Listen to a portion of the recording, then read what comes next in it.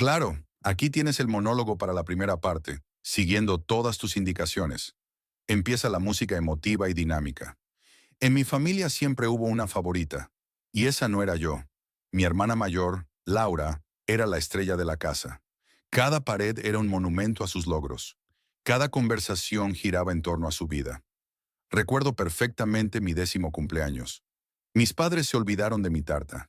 Estaban demasiado ocupados preparando las entrevistas de Laura para la universidad. Intentaron darme las sobras de su pastel de graduación. Todavía tenía su nombre escrito encima. Ese fue el patrón de toda mi vida. Mis éxitos eran invisibles. Cuando entré en el cuadro de honor, mis padres estaban celebrando que Laura entró al equipo de debate. Ella recibió clases particulares y un coche nuevo.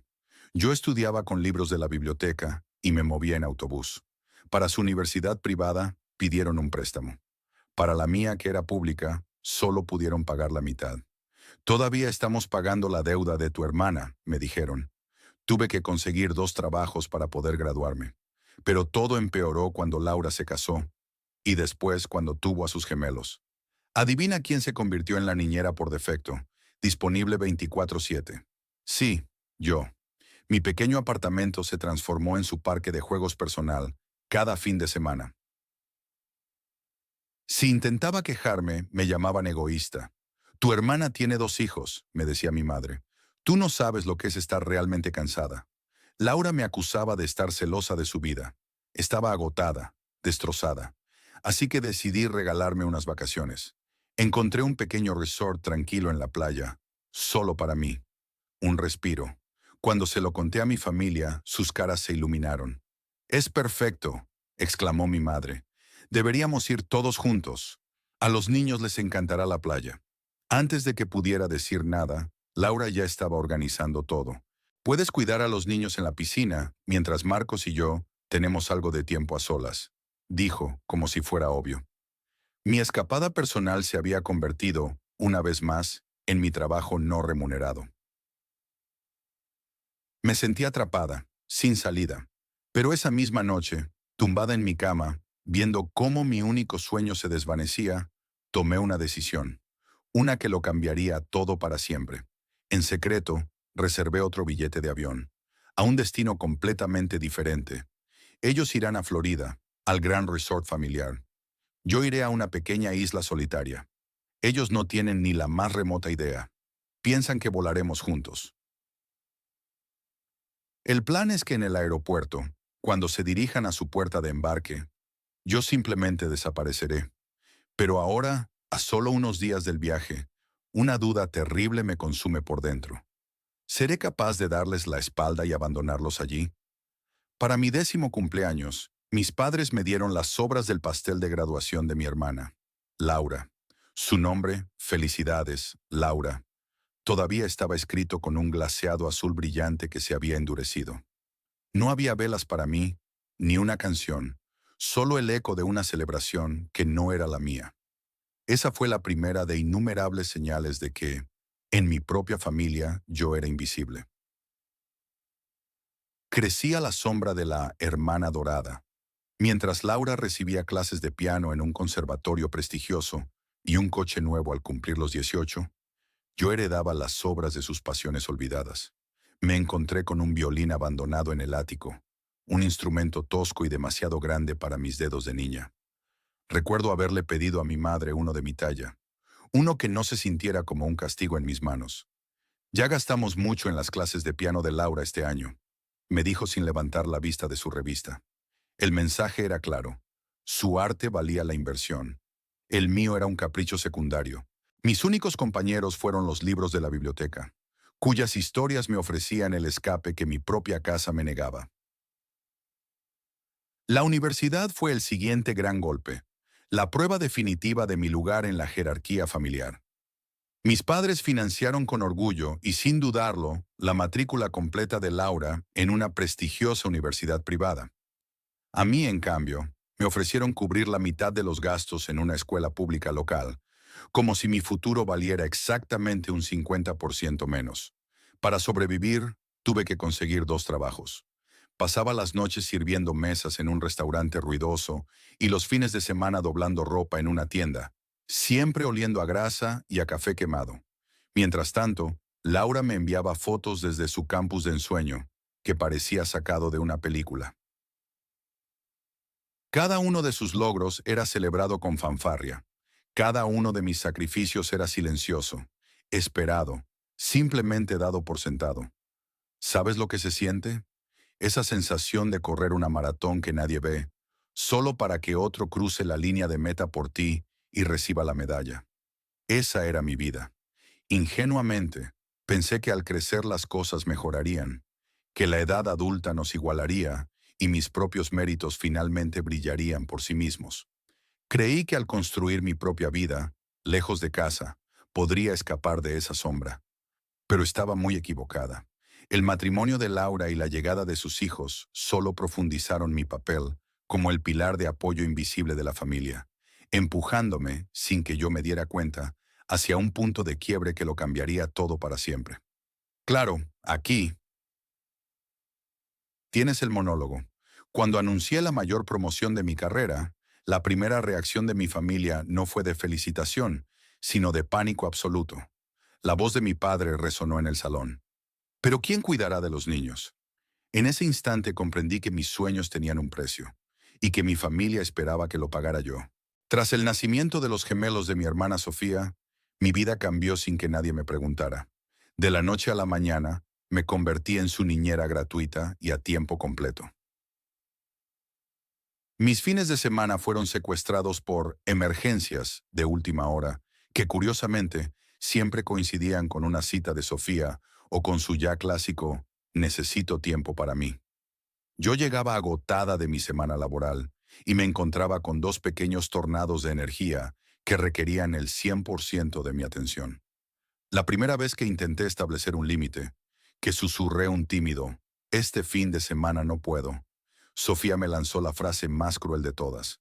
Me miró fijamente, con una frialdad que me heló la sangre, y espetó: "Estás amargada y celosa porque sigues soltera". Usó mi estado civil como un arma para invalidar mi agotamiento, para hacerme sentir defectuosa por no tener mi propia familia que atender. Esa oferta de ascenso, la que requería más viajes y suponía el culmen de años de esfuerzo, fue recibida con una hostilidad palpable. Mi padre, el patriarca, sentenció con su tono inapelable: "La familia es lo primero, Laura", dejando dolorosamente claro que mi carrera siempre ocuparía un segundo lugar. Y mi madre, ay, mi madre, cuando me atrevía a mencionar mi cansancio, combinando dos trabajos para llegar a fin de mes, ella simplemente sonreía con condescendencia.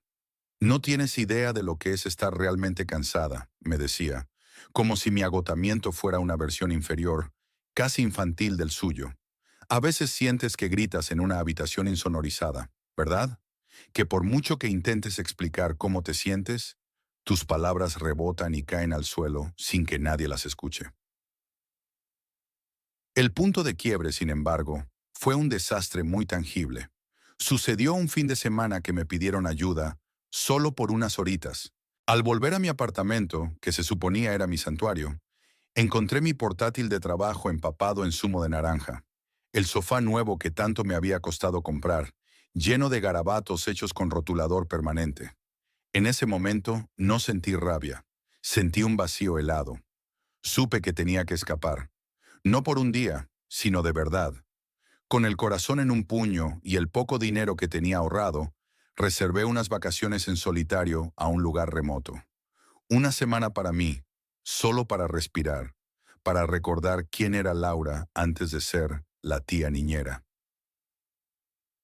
Les conté mi plan, esperando, tontamente, que se alegraran por mí, pero el alivio en sus caras no era por mi bienestar.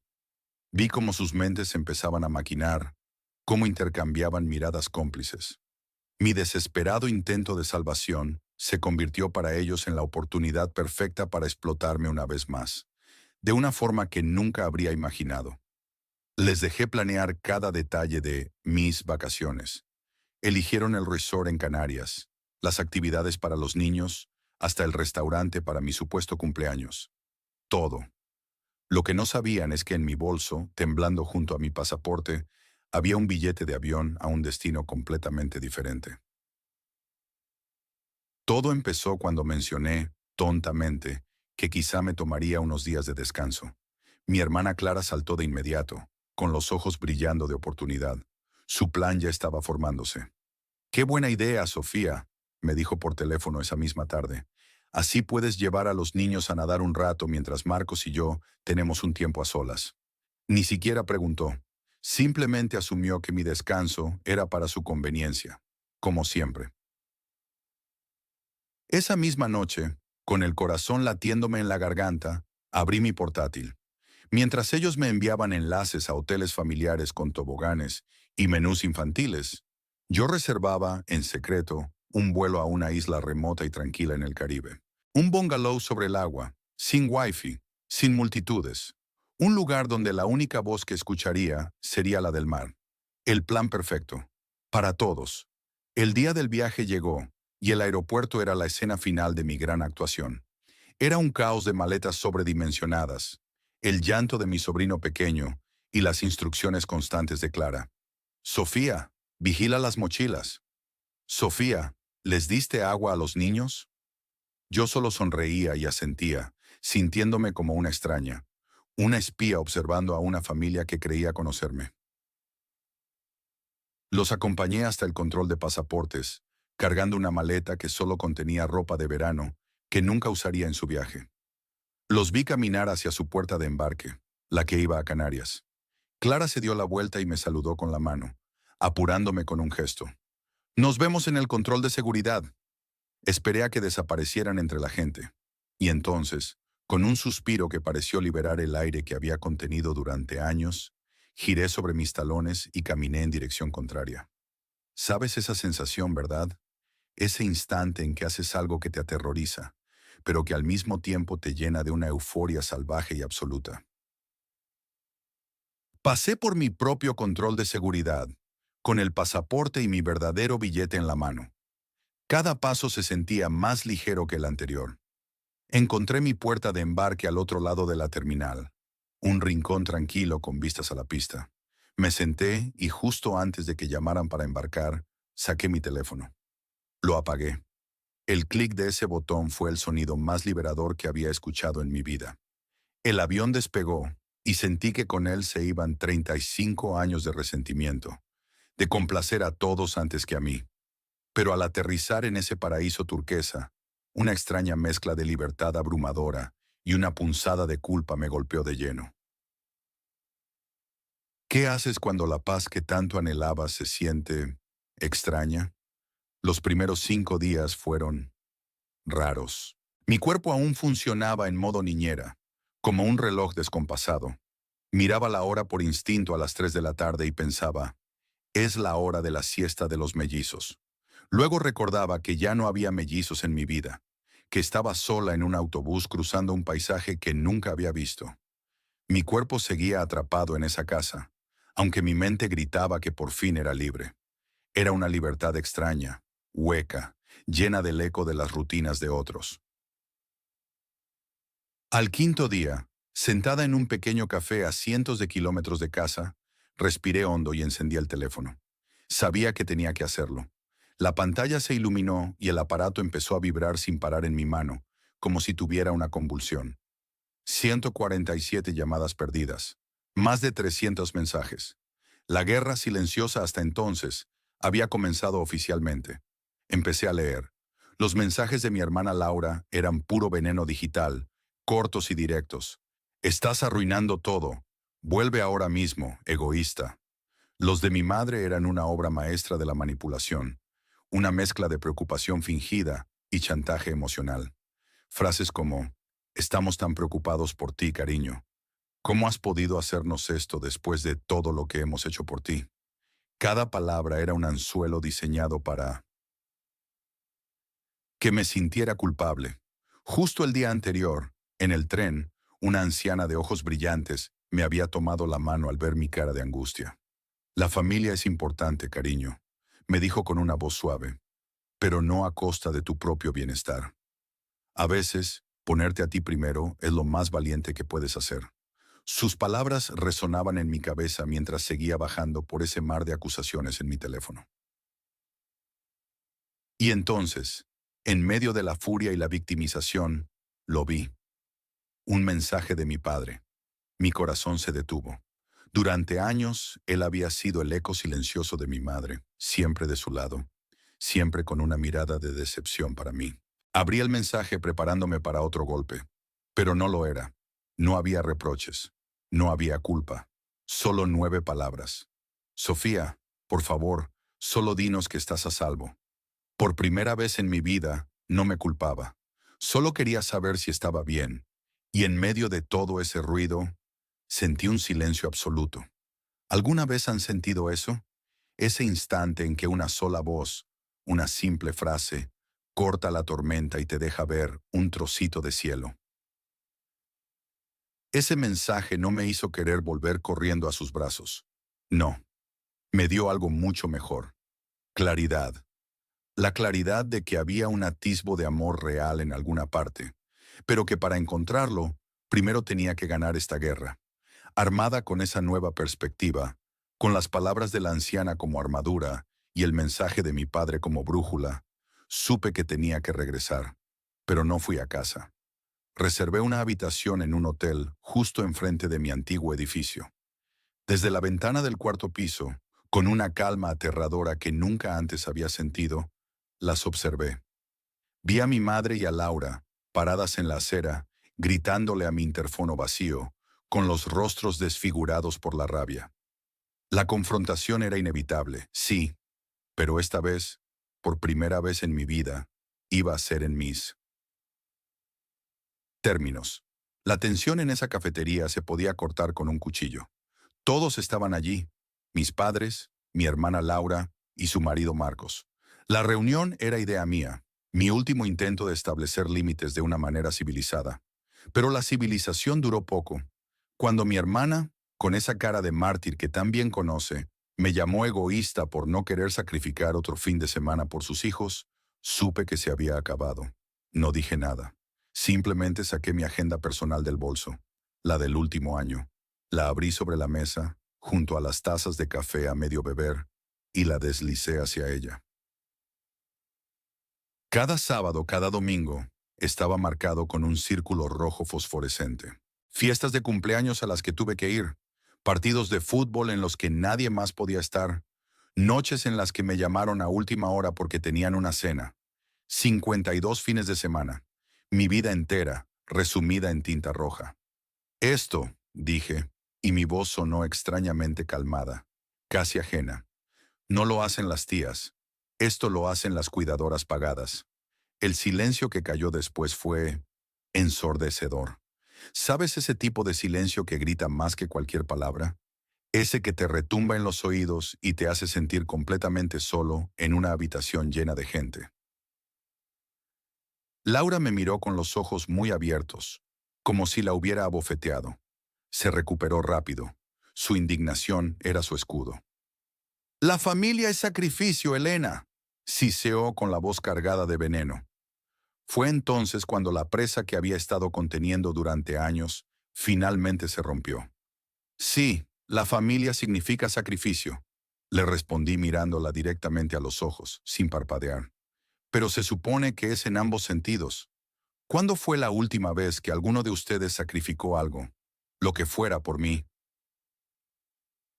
Nadie contestó. La pregunta quedó flotando en el aire, pesada e irrefutable. Mi madre miró a Laura, se levantó con un gesto de furia contenida y se fueron juntas sin decir una palabra más, dejando un portazo silencioso en el aire. Mi padre se quedó sentado, inmóvil, con la mirada perdida en su taza de café frío. Por primera vez en su vida, no corrió a defender a su hija favorita. Su silencio fue mi primera victoria. Y entonces pasó algo que nunca esperé. Marcos, el marido de Laura, se inclinó sobre la mesa. «Elena, lo siento», susurró, y su voz era genuina. «Tienes razón, nos hemos aprovechado de ti». Escuchar esas palabras de él fue como si alguien abriera una ventana en una habitación sin aire, pero sabía que una disculpa no cambiaría nada. Esa confrontación no fue solo una pelea, fue mi declaración de independencia. Sin embargo, una declaración no sirve de nada si no actúas. Para que fuera real, para que finalmente me dejaran en paz, tenía que tomar una medida drástica. Tenía que borrar toda mi vida anterior y empezar de cero en un lugar donde supiera, con certeza, que nunca podrían encontrarme. Claro, aquí tienes el monólogo. Me mudé, cambié mi número y empecé a ir a clases de cerámica. Por primera vez en mi vida, no había llamadas de pánico ni recados de última hora corriendo por toda la ciudad. Solo silencio. Y era glorioso. Mi nuevo apartamento tenía un portero, una barrera amable pero firme entre mi antigua vida y la nueva realidad que estaba construyendo. Cambié mi número de teléfono y con un nudo en el estómago, pero sintiéndome más libre que nunca, bloqueé las llamadas de mi familia en el trabajo. Se acabó. Decidí empezar a decir que sí. ¿Unirme a un club de lectura? Sí. Mis manos, que antes solo temblaban al responder sus llamadas, ahora moldeaban arcilla en un taller de cerámica, creando algo nuevo de la nada. Incluso empecé a tener citas, torpes y emocionantes, con hombres que no sabían nada de mi pasado, que solo veían a Clara. Estaba construyendo mi propio círculo social, y era increíble. Claro, mi familia no se lo tomó bien. Las reacciones fueron un cóctel explosivo. Mi madre me dejó un mensaje de voz, con ese tono condescendiente que también conocía. Cuando te canses de esta pequeña rebelión, te daremos la bienvenida de vuelta. No entendía que esto no era una fase, era mi nueva vida. Mi hermana Sofía fue más directa y me atacó en redes sociales, publicando fotos antiguas con textos sobre cómo la familia es lo primero, llamándome egoísta y desagradecida delante de todos. Pero entonces, algo inesperado. Un email de mi cuñado, Marcos. 2 palabras. Lo siento. Y un párrafo explicando que él nunca estuvo de acuerdo con la presión que me imponían. Fue la primera grieta en su frente unido. Y luego estaba mi padre. Empezó a enviarme mensajes de texto torpes e inseguros. Frases cortas como, espero que estés bien, o el perro te echa de menos. Intentaba conectar, pero se sentía como un extraño llamando a un número equivocado. ¿Alguna vez han sentido esa mezcla extraña de pena y rabia por alguien que los hirió? Es como si una parte de ti quisiera perdonar, pero la otra no puede olvidar el daño. A pesar de todo, la vida seguía, y por primera vez, era mi vida. Tenía amigos que me hacían reír hasta llorar en el club de lectura. Tenía un estante lleno de tazas de cerámica deformes, pero queridas. Por primera vez desde que era una niña, me sentía genuinamente feliz. Sentía que había construido un pequeño fuerte a mi alrededor, y dentro de sus muros, por fin estaba segura.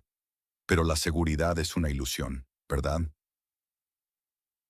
Justo cuando empezaba a creer que lo había logrado, que por fin era libre, levanté la vista en mi oficina, y ahí estaba él, mi padre.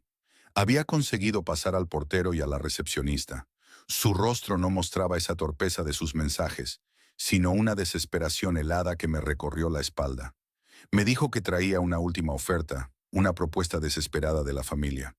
Una que, según él, definiría mi futuro para siempre. Aquí tienes el monólogo.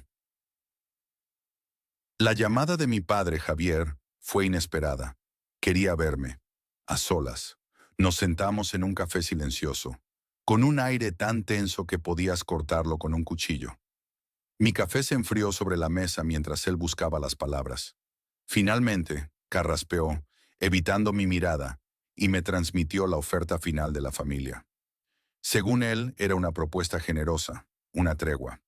Me explicó que, después de mucho discutirlo, habían decidido permitirme tener los fines de semana libres. Libres. Como si mi tiempo fuera de ellos para empezar. Y para demostrar su buena voluntad, me pagarían por cuidar de mis hermanos pequeños, como si fuera una niñera contratada. Lo dijo con un tono de quien cree estar ofreciendo el trato del siglo.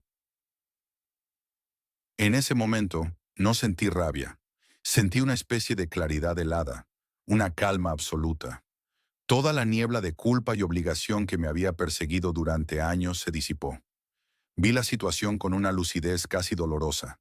Ellos todavía no entendían nada. Creían que mi problema era el dinero o la falta de descanso, cuando en realidad era mi vida entera.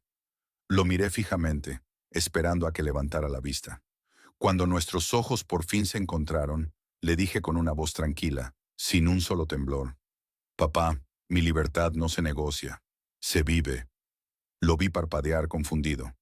«No soy una empleada a la que pueden asignarle un sueldo y un horario de descanso», continué. «Soy tu hija». ¿Alguna vez has sentido ese silencio después de decir una verdad tan grande que ya no hay vuelta atrás? Ese instante en que sabes que todo acaba de cambiar para siempre. Fue como si mis palabras hubieran derribado un muro invisible que él llevaba años construyendo. Por primera vez vi cómo se rompían sus defensas. Sus hombros se hundieron y en su voz, cuando por fin habló, había una mezcla extraña de reconocimiento y una tristeza profunda.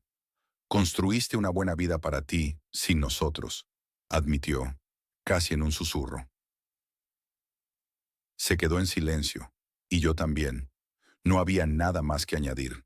Luego se levantó lentamente de su silla, rodeó la mesa y me abrazó.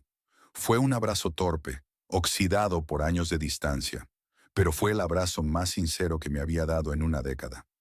Me apretó fuerte, y al soltarme, me miró con unos ojos que nunca le había visto. «Espero que algún día podamos volver a ser parte de tu vida», dijo, pero en términos diferentes. Asentí, sin poder hablar. Salí de ese café sintiendo el aire fresco en mi cara como si fuera la primera vez. Había ganado. Había ganado mi independencia. Y mientras me alejaba, una idea resonaba en mi cabeza con la fuerza de una campana. El amor familiar no debería sentirse como una sentencia de prisión. Esa conversación no fue un punto final. Fue el comienzo de mi verdadera vida. Una elegida, no impuesta. Pero mientras caminaba hacia mi futuro, una pregunta helada se abrió paso en mi mente. Acababa de redefinir mi relación con toda mi familia en una sola tarde. Ahora ellos sabían mis términos. La verdadera pregunta era, ¿los aceptarían o acababa de cerrar la última puerta para siempre? Claro, aquí tienes el monólogo para el outro, diseñado para resumir la historia, conectar emocionalmente y dejar una potente intriga para el futuro. El tono es reflexivo, cercano y cargado de emoción contenida. Y así con una simple pero poderosa frase, «Mi libertad no se negocia». Elizabeth no solo puso fin a una conversación, sino a toda una vida de ser la sombra de su familia. Es una historia increíble, ¿verdad?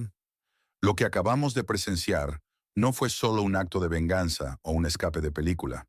Fue la declaración de independencia de un alma que se cansó de ser invisible. Hemos recorrido con ella cada paso de este doloroso pero liberador camino.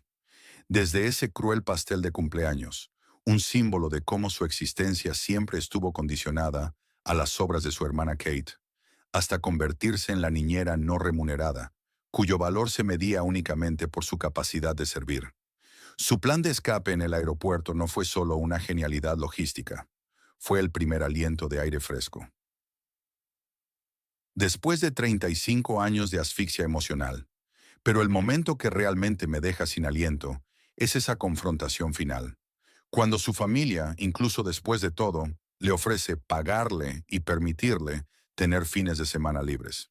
Demostraron que eran incapaces de verla como una persona, sino como un recurso que se les había agotado. Y su rechazo, sereno y definitivo, fue la prueba de que su transformación era real y profunda. Elizabeth no negoció mejores condiciones en su jaula. Simplemente abrió la puerta y se fue volando. Construyó su propia realidad, una hecha de cerámica, libros y, lo más importante, paz. Ese abrazo final con su padre nos dio un destello de esperanza, un reconocimiento tardío pero sincero de su dolor. Y podríamos pensar que aquí termina la historia. La heroína encuentra su libertad, y la familia tóxica recibe su merecido. Pero, ¿realmente es tan sencillo? La libertad de Elizabeth se ha forjado en la distancia, en el silencio. Pero las dinámicas familiares son como raíces profundas y retorcidas. Su padre dejó una puerta entreabierta, una promesa de términos diferentes. Su cuñado Jack mostró remordimiento. Pero Kate, la hermana dorada, y su madre han quedado en un silencio furioso. La historia nos enseña que cuando un pilar fundamental como Elizabeth se retira, la estructura entera que dependía de ella empieza a temblar. La verdadera prueba para la libertad de Elizabeth no fue escapar, sino mantenerse libre cuando la tormenta regrese. Porque regresará. ¿Qué sucederá el día en que haya una verdadera crisis familiar, una enfermedad, un problema económico? ¿Intentarán usar la culpa, el amor o el miedo para arrastrarla de nuevo a su antiguo papel? Y la pregunta que más me intriga, ¿qué pasa cuando la hermana dorada, finalmente sola y sin su red de seguridad, se da cuenta de que su brillo siempre dependió de mantener a otra persona en la oscuridad? Esa es una historia que aún no ha sido contada.